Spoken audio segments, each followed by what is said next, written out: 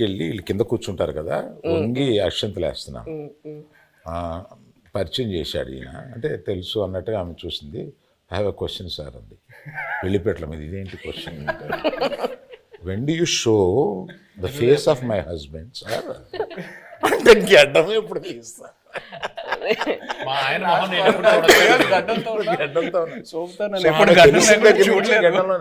గడ్డం లేకుండా భర్తను చూడాలనే కోరిక అది నా చేతిలో లేదని చెప్పుంటాడు ఈయన.